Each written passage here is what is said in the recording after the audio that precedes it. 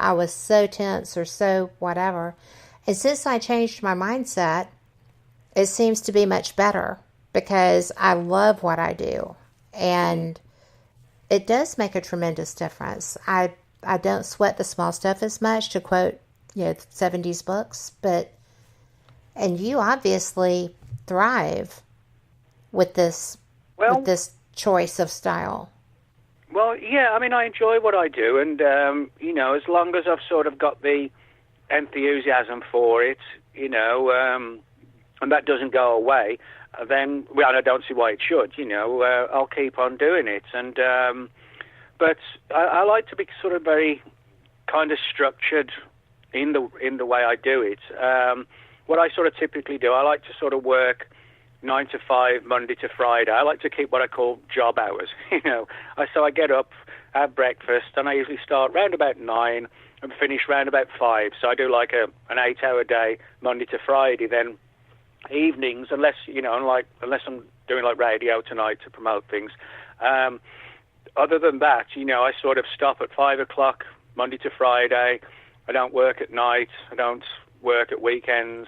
I just, I feel like, I do like a 40-hour week, 9 to 5, Monday to Friday, doing the writing on the books and the articles. And then that sort of prevents me from sort of getting, a case of constant burnout. So if you do it, I couldn't do it 24/7 because I enjoy having like a social life and a normal life outside of this. So that's why, as I said, 5 o'clock, 4 o'clock on Friday afternoon, the laptop goes into sleep mode. I literally don't touch it till like 9 o'clock Monday morning, and weekends and evenings for fun, and that's brilliant.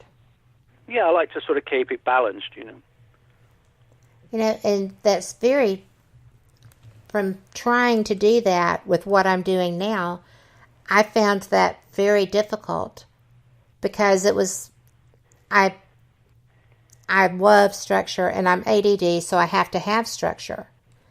But all of a sudden, I was doing things that I was responsible for my own structure, and it was a difficult thing to kind of get into the flow of.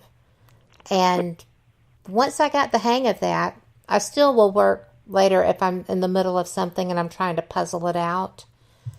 But I probably shouldn't. I should walk away from it for a while.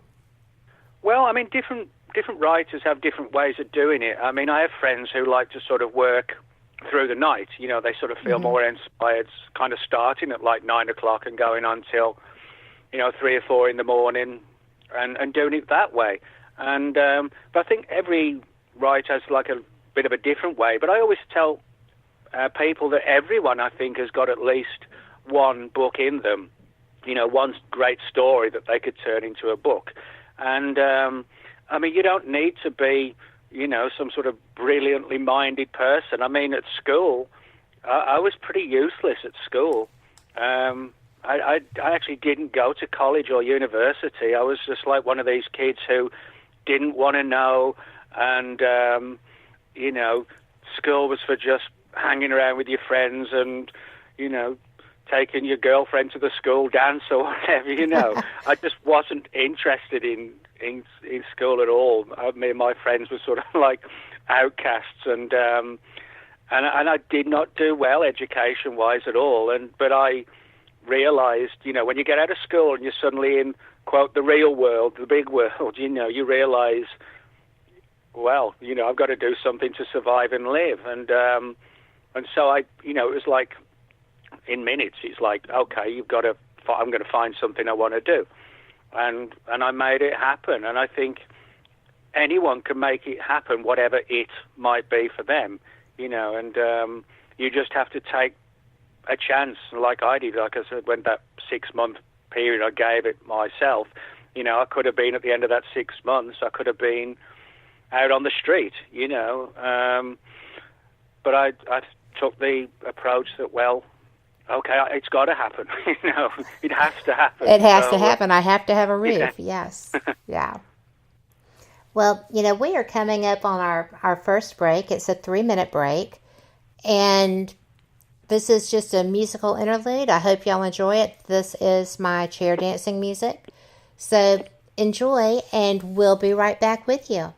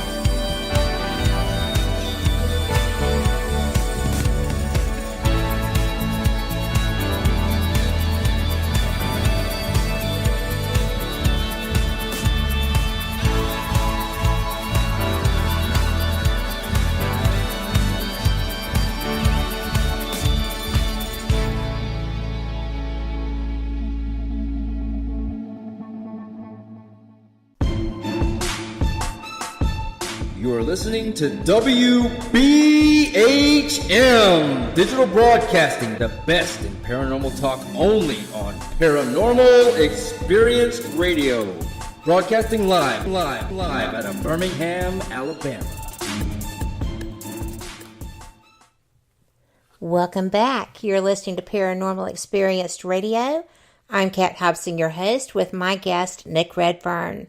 And we were discussing, Nick, your motivation, your schedule that you have created for yourself, because you are a prolific author. You have so many pieces in your body of work that, and I'm an avid reader, I could go for a year and not complete everything that you've written. It's good stuff. Well, probably I could, because it is such good stuff. But I find it admirable that you found a way to create that structure for yourself. Like I said, I'm very blown away by it. I think it's amazing. Oh, well, thanks. And I mean, what I always try and do, is, as well as being a writer, I'm a reader of books as well. So I always try and put myself in the mind of the reader, in terms of, well, let's come up with something new, not just go over old ground and rehash stuff. So I always, whatever the subject is, I try and put find new information or a new slant or a new angle on the phenomenon. So, whether it's UFOs, Bigfoot, the Chupacabra, I tend to sort of focus mainly on the UFO phenomenon and cryptozoology, which is the study of unknown animals like Bigfoot and the Yeti and the Chupacabra and so on, Mothman, things like that.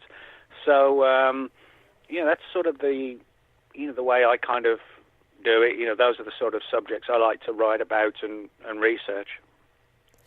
Well, but so much about just about everything anomalous, and you write about the few things that keep me up nights.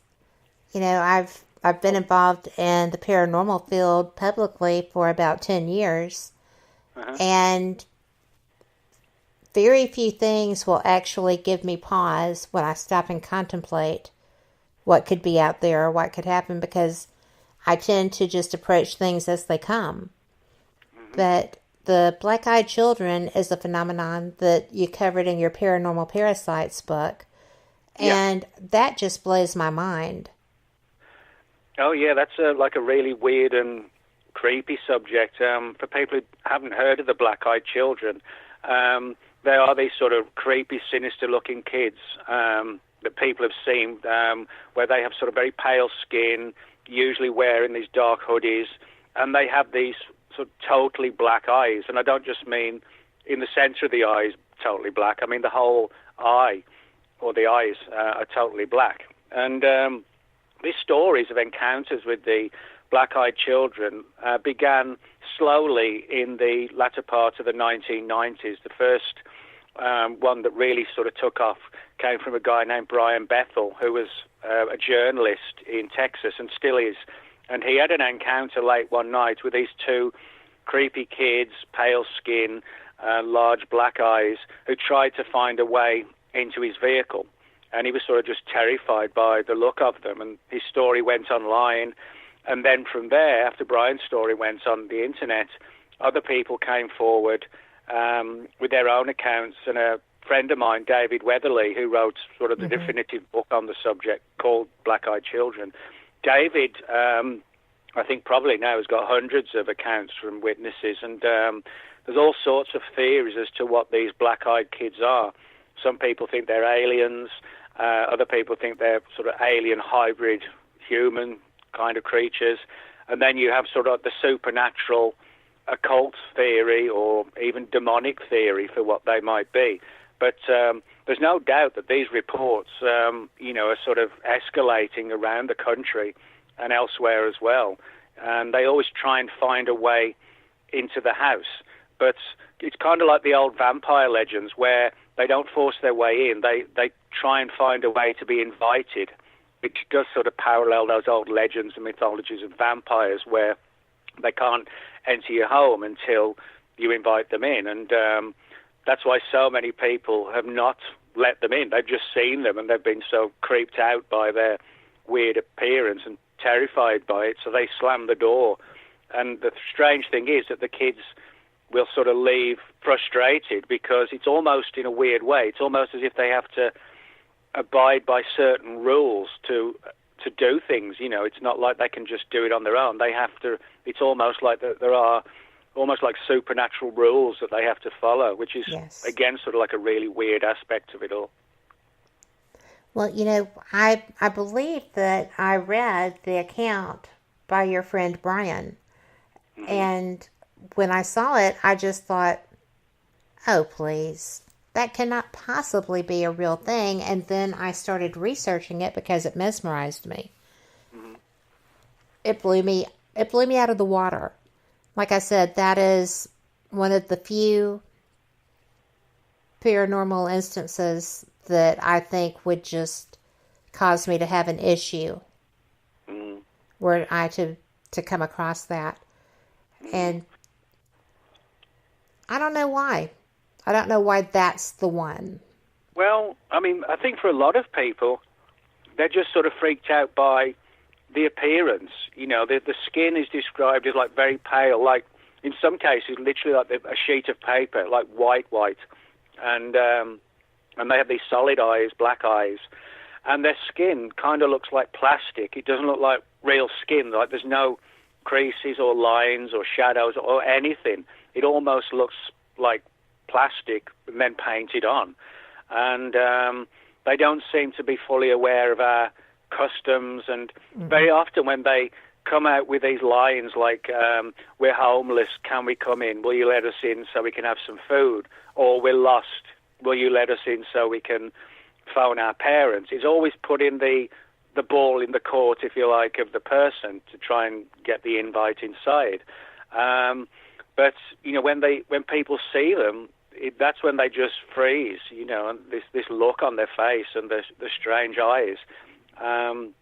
But there are some cases, really creepy stories, where people have said that they were determined not to let them in, but it was almost as if they'd been sort of hypnotized or mind-controlled, and they could actually see their own arm like going to the front door and Yes. opening it against their own will.